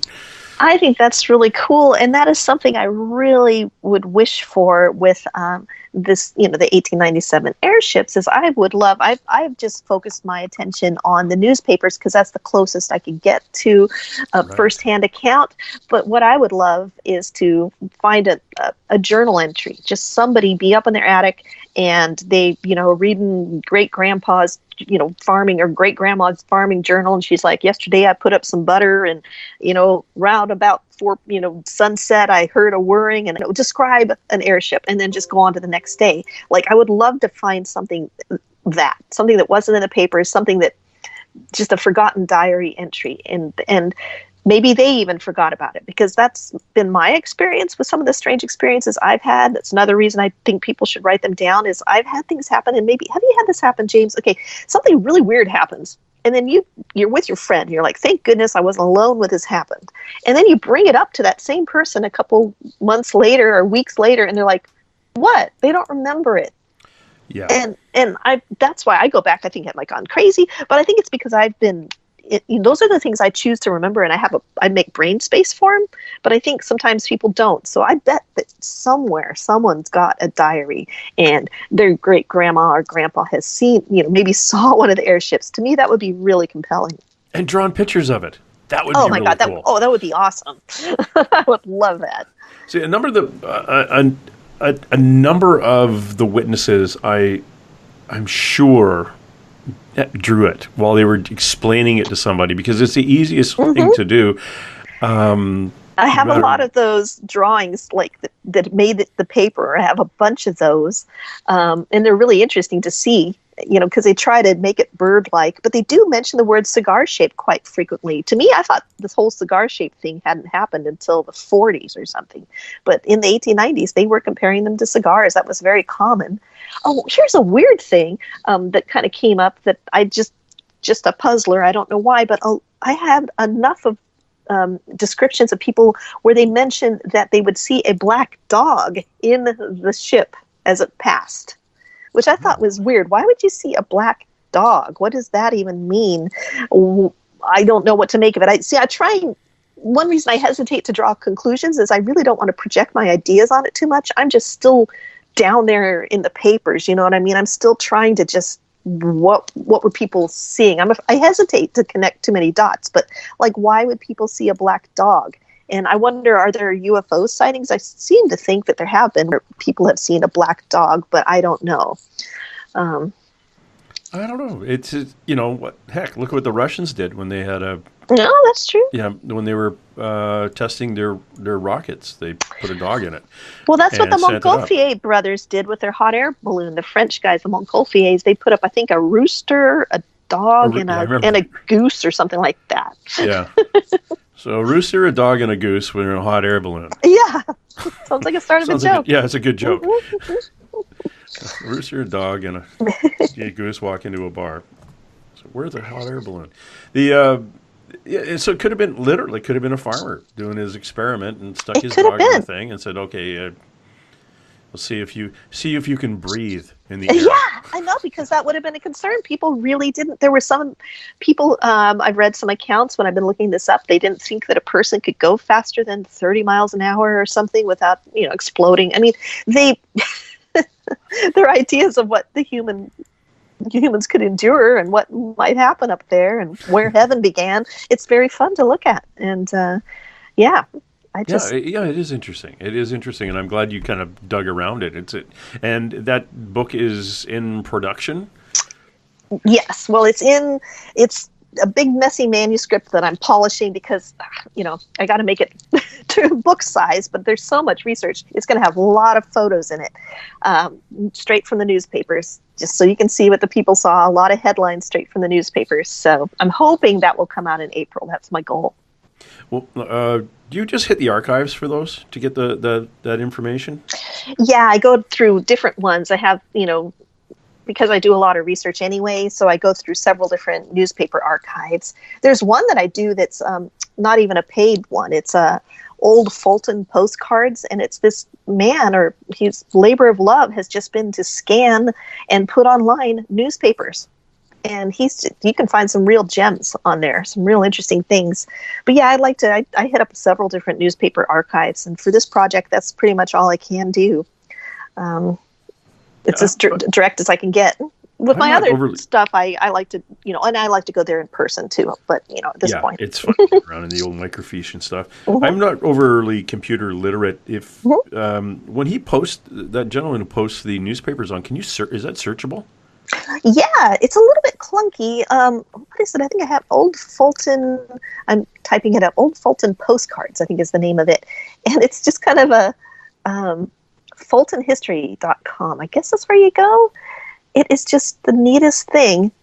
Yeah, just go to fultonhistory.com. It's a little bit, it can be a little glitchy sometimes, but you can do a lot of searching on that site. Okay. And it's free. And this person if you've got a few shekels to spare, he's certainly someone to support. It says he has over 47 million old newspaper pages from US and Canada. That is kind of cool. It really is. And I go to newspapers.com and just other ones that librarians have shared with me. Texas has some good searchable portal to Texas state history, but yeah, I just dig around as much as I can. When you're doing your research and you're doing the older stories through the local, like the Aurora area, do you also do the cross-reference to like the state archives to see what filtered uphill? What do you mean? Yeah, I do. I have some state resources for sure. Oh, okay, cool. I was just curious on the extent of your research, and like you say, you've got a lot of information, and you're definitely. It's just kind of funny. I've asked that because I have things I want to look up, and I don't know how far to go. So I'm now diverting from the interview into like, so how do I do this? Yeah, I know, it's funny. It's it's fun. Research is fun to get. Yeah, and that's what was fun part about me being a policeman. You get to dig around. Like it's a puzzle.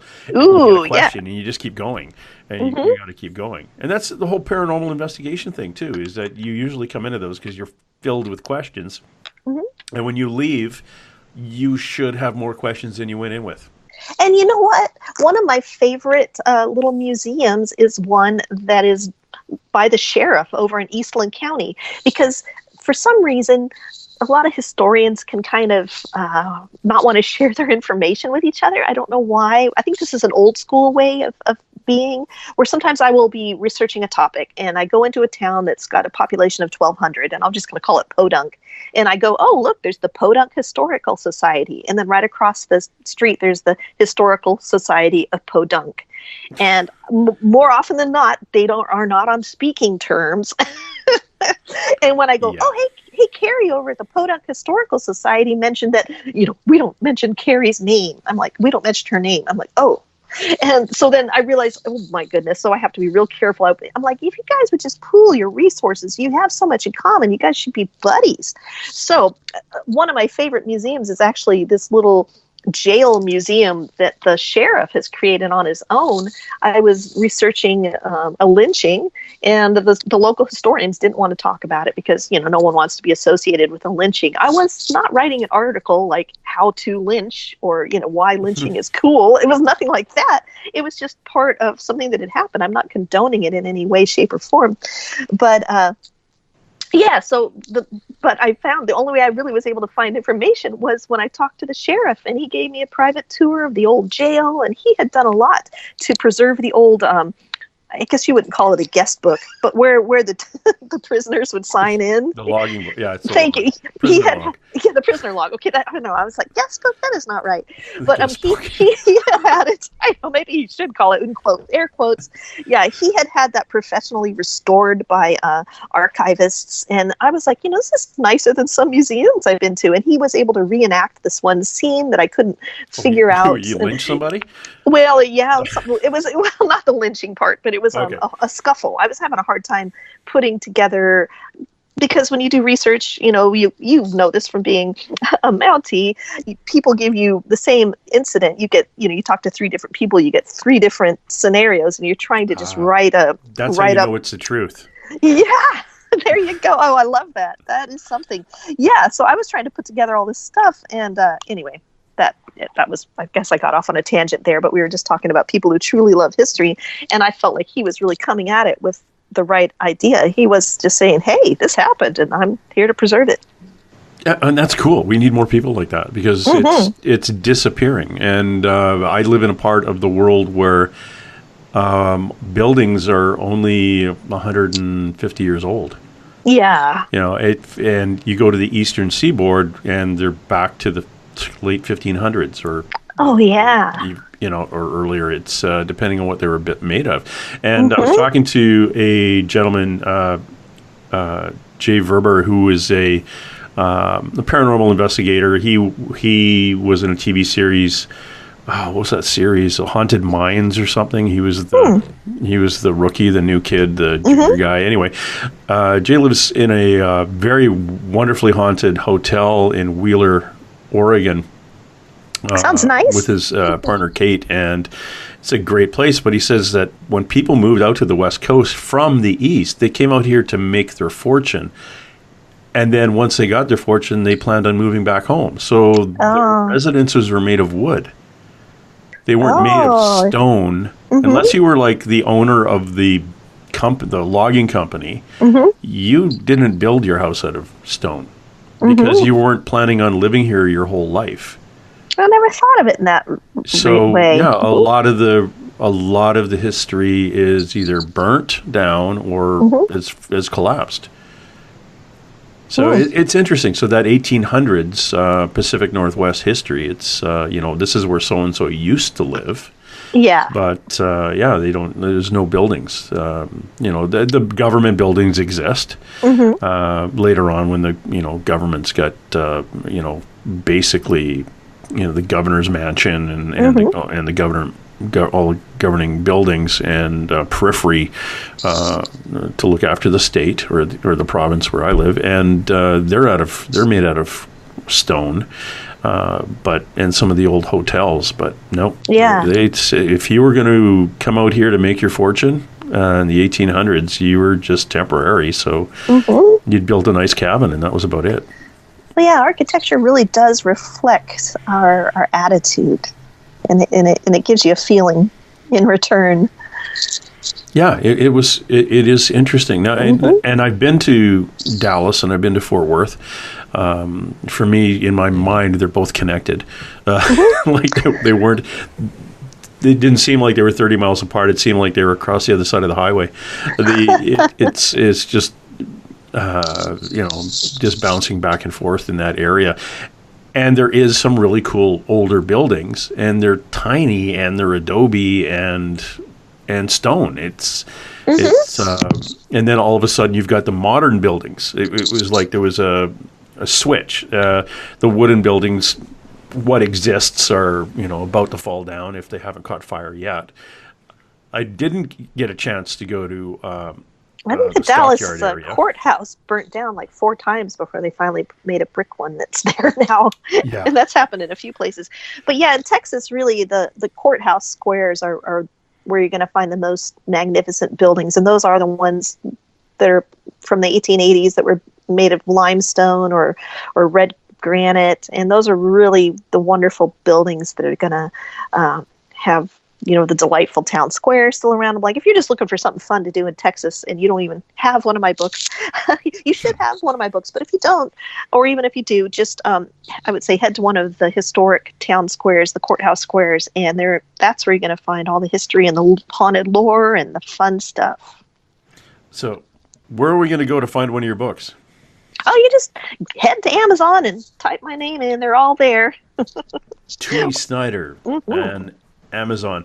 You've got another book in the works.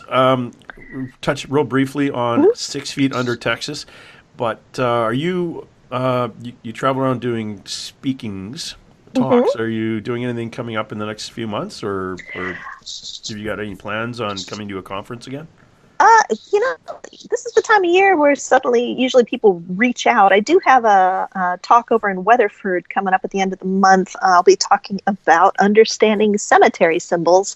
And Weatherford, Texas has a really gorgeous historic cemetery with a lot of headstones that have really unique symbols on them. In fact, for my book, Understanding Cemetery Symbols, I actually have a lot of photos from the Weatherford Cemetery. So I'm excited to be giving a talk there on one of my favorite topics, because it's just something that's something I'll never quit learning about. Just the cemeteries and the history. Yeah, and the symbolic the symbolic meaning on the headstones. It's so fascinating. And yeah, there's just more, it's one of those things you think, there's not much to it, and it'll be a quick little handout that I'll put together, and then it just grows and grows, and you realize, wow, there is a lot of symbolism out there, and we've really lost our symbolic understanding. There's a lot of symbolism that just goes right over our heads as modern humans and modern Americans. I love it. We just walk right by this stuff. But I think even in the Victorian era and earlier, people had a more poetic relationship and a more deeper connection to the symbols around them. So that's been one thing I really love looking into. Yeah, if you think about the older cemeteries, it was and funerals themselves, they were a big deal. Oh Now yeah, it's like, oh crap, what time is it? Oh, I'm going to die. Okay, what am I going to do with my body? yeah, yeah. You know, You know, people what do you used mean a to. plot is $30,000? Mhm. Yeah, put it on my visa because I'm not going to pay it. Well, So nowadays it's up it's a to big deal. your relatives. You know, you die, and then your Yeah. relatives have to figure out what to put on your headstone. But if I had come into some money, 100 years ago or so, 120 years ago, if I'd come into some money in my 30s, I would have then been like, okay, I am commissioning my headstone now, and it's going to be grand, and it's going to express this, and I'm going to have these symbols on it, so people will all know this, that, and the other about me, and tell my life story. But after the Great Depression, people kind of had to move, and so no one was there to tend your plot, and it just quit being cemeteries quit being such an important part of our lives. I mean, in America, our first public parks were our garden cemeteries. That was what we had before we Hmm. had public parks. And so, yeah, I think nowadays there's a bit of a stigma. People think, oh, you must be weird. Or whenever I give that talk, people will come up to me afterwards and go, oh my gosh, I thought I was so weird, that I like to go to historic cemeteries. But now I understand. It's just cemeteries are for the living, and I'm taking part in a Yeah. tradition. So, And they're not overly haunted. yeah, no, not That's, really. people go, oh, we go to the cemetery and talk to ghosts. So they go, why would a ghost be in a cemetery? I'm always Like, saying that. I think it's just people are quiet enough to hear something. It's like the library and bookstore; those are you quite know how to often get haunted too. you know how to get a dead person to a cemetery? Uh, Like a spirit? You read the name on the tombstone, oh, well, and they'll yeah. show up and go, who are you?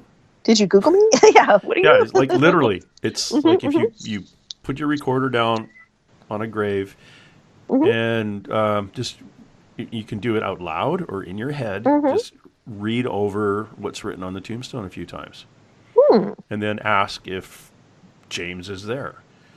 And hopefully that was one of the names you read. But Yeah. Steve, Yeah, Steve. Steve, Yeah. can you get James for Would me? you just leave me alone? Yeah, Steve. Because You they'll show again. up and go, huh? What? Who are you? Yeah. What? Like, we're just checking. But that's it. Like, there's no other than children. There's some children every so often will be in a graveyard, which is creepy. Well, Uh, our mutual friend Teal is always telling me I tend to have a little gaggle of children around me, and I get that over and over. One time I went to visit her, and I didn't tell her I'd spent the morning going to several historic cemeteries. And when I walked in, she just said, "What is going on with you? You have like a little entourage of children around you." And which is actually really good. If you because you're an empath, you have a very very high vibration. You go to a place like that, and the kids are all like, "Oh, we're gonna go home with her." well, that happens when I go to the Thanksgiving. I'm like, "Oh, I'm going to go sit at the kids' table anyway." So I guess Yeah, it made sense to me, but yeah, it is kind of funny. yeah. They'll just tag along, and they want to come home with you. We get a lot of them. Like when I was doing paranormal investigators, we get the ones where, you know, my daughter is now seeing a little kid, this spirit of a little Mm. kid in the closet.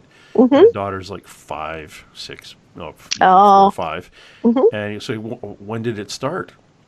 She was sick. She was in the hospital for a few weeks, and then we came home. And Oh. so yeah, they tag because they died in the hospital. Sure. Great grandmother shows up and says, "Okay, Billy, you're gonna have to come to the light with me." And it's like, no, don't know who you are. I'm gonna wait You for don't mom have and any dad. toys. She has toys. They brought her a stuffed bunny. Yeah, so Yeah. they stay in the hospital, and then when a loving parent, they watch some loving parent with their kid, they'll go, "Oh, Mm. I'm gonna go home with them because they get a nice mom, and I haven't seen my mom and dad." So, and then you realize, oh yes, the little kid just tagged along with your kid because it's a good energy. So Mhm. very Mm. interesting. Then trying to cross a kid over, it's crazy sometimes. Oh. I've got one in the house here. She's about 10. We call her Annie. Oh. But she helps out with when there's other things in the house that aren't supposed to be here. She's like the first one. Like she's a canary in the coal mine. That's nice. Kind of runs around and gets our attention, and then full psychic in and goes, "Oh yeah, you brought."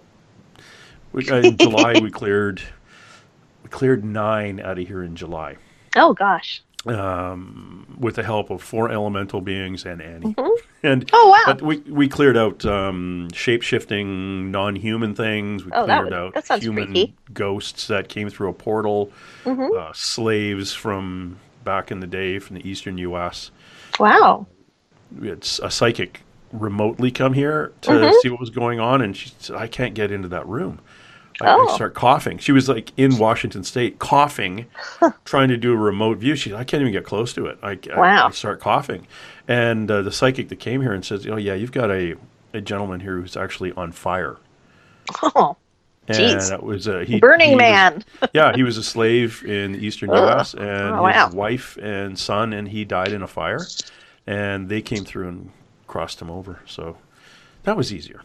Yeah. But Skeeter said, I can't get into that room. There's something going on. And then the psychic that came here didn't know that story, didn't hear about that. And she was just fascinated to hear that a remote viewer couldn't remote view because there was so much smoke in the room. So. It was too smoky. But it was all clear now. But that was Annie. Annie was helping us with that. But the kids I like kids. Well, me too. To a point. I got grabbed. My hand got grabbed by one down in Tombstone, Arizona. In the San Jose house, which are old rooming houses from the 1800s, grabbed my hand and ran under the bed, thumping as he was running by. And psychic said, I was a little boy. Just wanted to let you know you were in his space. And then in that old Wheeler Hotel in Oregon, got up, went back to bed, and a little girl in the middle of the night says, Daddy? Oh, wow. Oh, no, thanks. Anyway, that'd be scary. Yeah, that was kind of freaky. But other than that, I've been good staying away from ghosts as best I can. Do you have when Teal says, okay, Tui, you've got this little entourage of kid spirits or any spirits behind you, do you actually feel them? I sometimes I'll be like, I had a flash in my head of that. Like I will have discounted some experience beforehand. I won't be aware at the time. I will be like, but when I was there, I was in my mind's eye, I saw like a little boy with blonde hair or something, or I saw a little cluster of kids over there. So now I take those more seriously because when someone else says something like that, but at the time I would just be like, I'm just having like a daydream. It just flits through. It's not like a dwelling. It's just like an image. But now I'm like, it's made me take those more seriously. I would say you see them like I do. You see them as, if you can just shut your eyes right now and imagine somebody you went to high school with. Yeah. Oh, yeah. And picture them in your head. That's how we see them. Usually from the waist up or about mid-thigh up, and just a picture in your mind's eye. And you're wondering, okay, remembering somebody you went to high school with, that's easy because you know who the person is. But when you get a stranger in that image in your head that comes out of nowhere, that's a clue. But the funny thing is, you get conditioned by Hollywood, so you think that a vision means you're seeing some full 3D holographic apparition, But over time, I've come to realize all these things are much more subtle. So, like, all the clairs, like, that little image that flits through your head, that is something worth paying attention to, and that is something you should write down in your notes, and then later on, and you're not necessarily going to hear something out loud, but you might just in your mind's ear hear it. Although I did have a fun experience when I went to a cemetery in Mineral Wells where Teal saw it, because me and the little kid thing, she goes, you got to go read the epitaph on that one. That one's for you. So I ran over to it and I saw that the epitaph said, "The orphan's true friend." And I was like, well, that's neat. So I'm kneeling down to take a picture. I'm taking about 4 pictures of it because the light's shifting. And as I'm kneeling down, all of a sudden I hear little kids, like 3 or 4 little kids giggling. And in my mind's eye, I see a picture of like these 3 kids. And I could tell exactly where but I heard it. I really thought there were kids. I stand up and I'm like, how funny, now I hear kids. I look over to where they should be and there's nothing there, but the hair stands up on my arms. I'm like, oh. So that was your left kind of arm? I don't remember which at this point. Okay. I did just point to my left arm though when I was telling the story. Yeah. So maybe it was. Yeah, that's usually as a result of the person who makes your hair stand up. It's usually that volunteer human relative friend of yours that comes in to be your in-between, your spirit guides and you. And if it's your left arm, it's a female. Males will make your right arm. Oh. Yeah, because it's a side thing. I just thought I'd throw that out. No, that is interesting. Yeah. No, I have. Well, I talk to so many people about so many I know woo there's things. so many things to talk about. It's great, though. Yeah, it's just crazy. We've been talking to Tui Snider. Please go to her website, tuisnider.com. She's an author and a speaker out of Texas and, out of the U.S., basically. And if you want her to speak at something haunting related in Australia, I'm sure she'd go if you paid. Oh, I'd love it, for sure. Yeah, Cemetery symbols, whatever. I talk about them. And 6 Feet Under Texas, really quickly. Mm-hmm. New book again. Another of your books you're researching. What's it about? Well, this is the stuff that wouldn't fit. This is a chapter that when my Understanding Cemetery Symbols book was being edited, I had a chapter that just kept getting bigger, and my editor, who also happens to be my dad, who's a retired editor, but he comes out for my books. He said, honey, this chapter does not belong. This is a separate book. And what it is it's all the unusual burials. So the quirky, the infamous, the historic burials that have happened in Texas. So I'm calling it 6 Feet Under Texas. And so there's things in there like Dimebag Darrell Abbott, he's buried in a Kiss coffin, the band. Yep. Kiss. You can buy their coffins, and he's got buried with one of Adam, who is it? A famous guitarist who I'm blanking out on right now. One of Eddie Van Halen's guitars. So I've got that one in there. I've got all these quirky ones. There's a man over in West Texas who, when he was buried, he made sure they had a phone line to his mausoleum for 3 days, just in case he woke up, because he was like, I drink myself pretty blind sometimes. What if you bury me when I'm, and then I wake up? So there's that guy. I've got a headstone that's shaped like a calculator, and then on the calculator it says hello. I've got a grave of Pat the horse. Just all sorts of fun things in there. Howard Hughes' grave, just any burial that's got a really interesting story behind it that might be worth taking a road trip to is going to be in this book. So I'm having a lot of fun with it. What's his name? About William Babcock. Yeah, Willett Babcock, the Jesus in cowboy boots. I have got. That is an amazing historic cemetery for one thing. There is really great stuff there. But yeah, that is actually his tomb is one of the reasons I ended up writing Understanding Cemetery Symbols, because he has got upside down torches on it, and people were spreading a rumor online that this meant that he was an atheist. And I'm like, oh, come on. That just stands for, the Victorians used a lot of things where they would use the idea of being upside down to stand for death. So being upside down and then the flame still burning meant it stood for eternal life. So I thought, really, isn't there a book about this? And I went looking, and I couldn't find the little field guide to historic cemeteries. So Willett Babcock was really one of the reasons I ended up writing that book. I love that Jesus in cowboy boots. It's very Texan. Now, Bonnie and Clyde, she's buried somewhere in Texas too, isn't she? She is not that. They are buried separately, and yeah. And also Machine Gun Kelly, while we're talking about some famous gangsters. There's also this really crazy tale that I don't even remember all the details about. But the guy who wrote American Pie, Don McLean? Yeah. He wrote a song about a mummified one-legged dwarf. And the reason he wrote this song is that it's just a crazy tale. It's like I shouldn't have brought it up because I don't have all the details in my head, but it's like you can Google the song. It's like the strange song about Andrew McGee, and he fell off a train, and he only had one leg anyway, so he was a one-legged dwarf who fell off a train. Some people found the body, and they mummified him and stuck him in a window, hoping that a passerby would see him and go, oh, hey, I know that guy.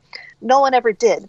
But what's funny is people, when I give my cemetery symbols talk and I talk about this, or different stories along this line, like, nowadays we all have ID and we're pretty easy to find. You Google someone and their Facebook page comes up. But back in the day, not everybody carried ID. And like, I even have a story in Paranormal Texas. There's a family of 6 who just all died by a creek bed.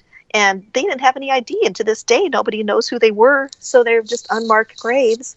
So, wow. Like, if you or I just were traveling and we just dropped dead in the street and people didn't know what to do, our body would probably end up they would embalm us and then put us in a chair and put us in a window, a prominent window downtown, and then hope someone would recognize us. And people just gasp when I tell them that. It's kind of fun to think of all the things that have changed, but how else are you going to be recognized? So there's this whole crazy tale about this one-legged dwarf that just ended up, when no one claimed him, someone just bought it. They said, well, that'd be kind of cool. We could put a tuxedo on him and put him in our sideshow. So he traveled the world, he traveled America in the sideshow, and then he ended up in somebody's basement.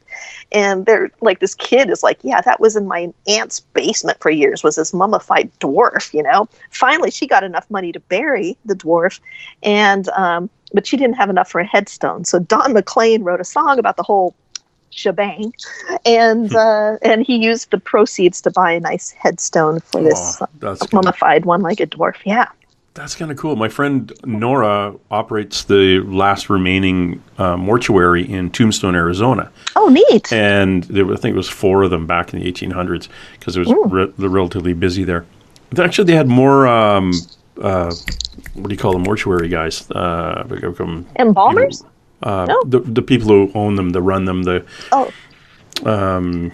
anyway. Oh, I don't know. I can't remember what the guys are called. Who I'm blanking too. Yeah. Anyway, they had to be, back in the day, they had to be master carpenters. Oh, yeah. And there was 4 of them, and I think there were 4 or 5 maybe in Tombstone, and there was only 2 in Chicago. Wow. That's how busy they were. But Jeez. when you stand in front of her shop, there's the main office or the entrance area on the right. Then there's the garage door where the cart would go in, the Black Maria. And beside it is a narrow little thin window, and that's your display window.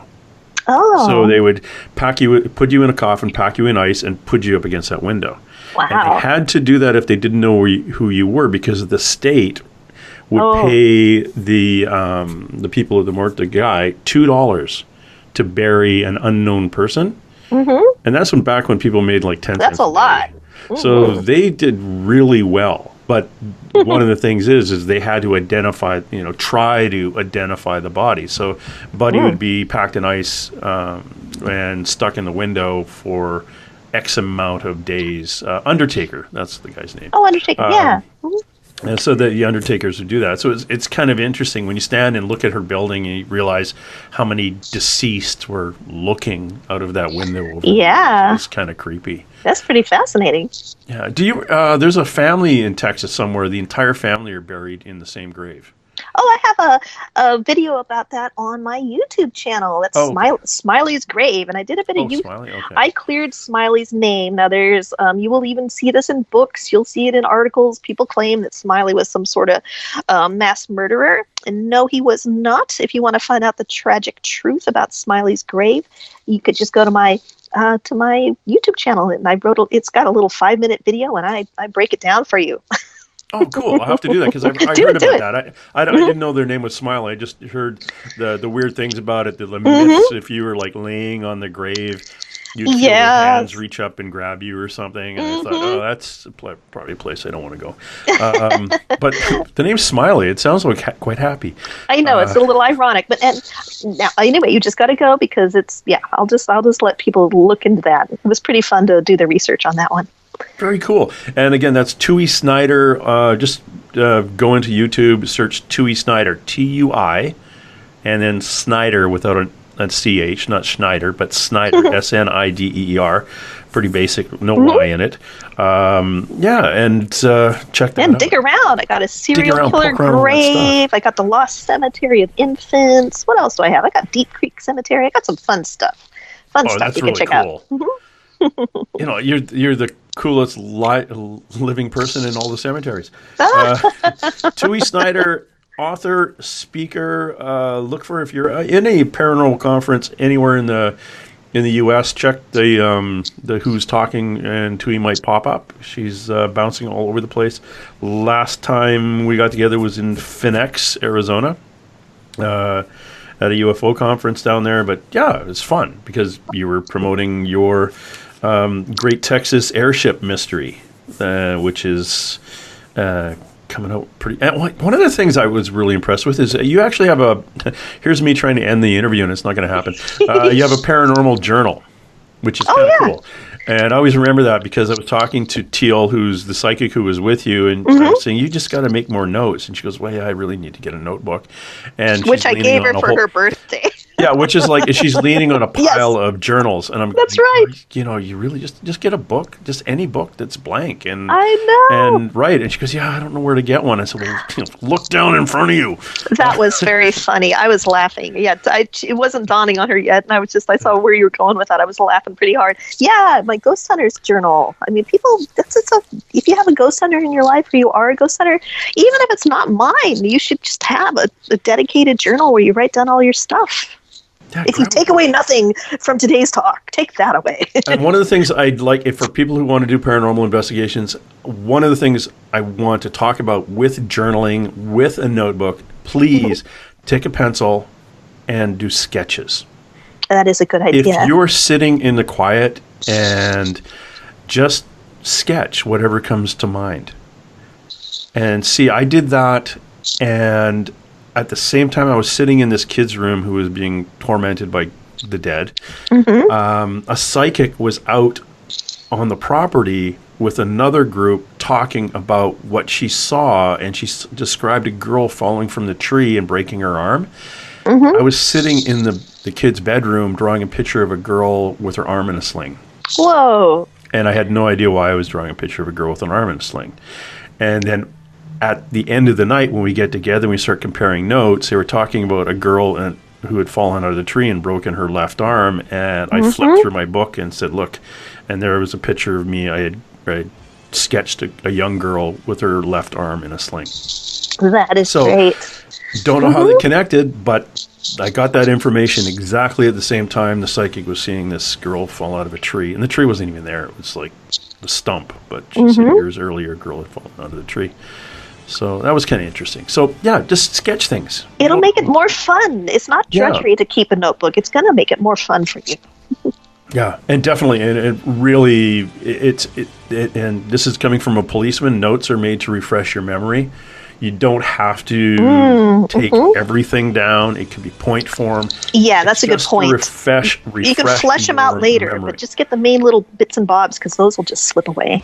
Well, it's like as you as a writer, you'll take point notes at a location, and then afterwards you can look at them and draw a paragraph at every point or two. Definitely. An essay out of some of them.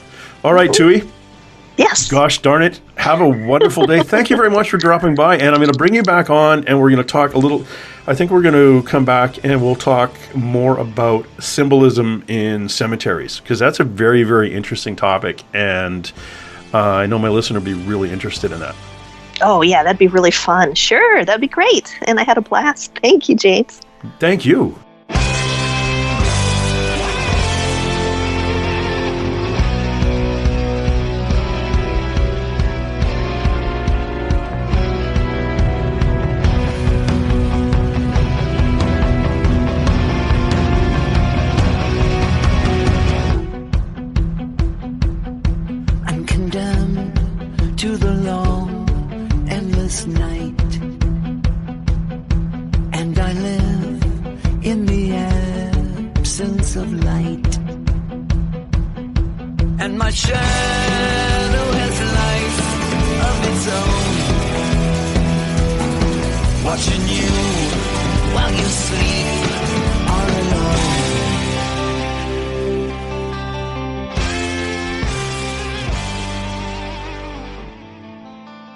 That's it. Let's roll. And hey! Let's be careful out there. Far over the snow, what are those voices? They sing as they go. What are those voices? Look over the mountain.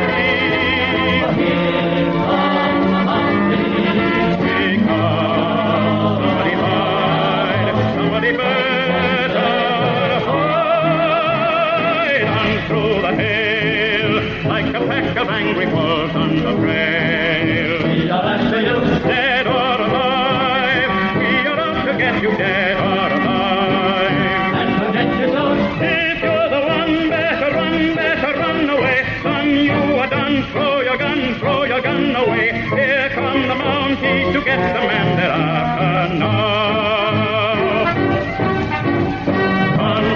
the hill like a pack of angry wolves on the trail. Dead or alive, we are out to get you, dead or alive. If you're the one, better run away. Son, you are done, throw your gun, throw your gun.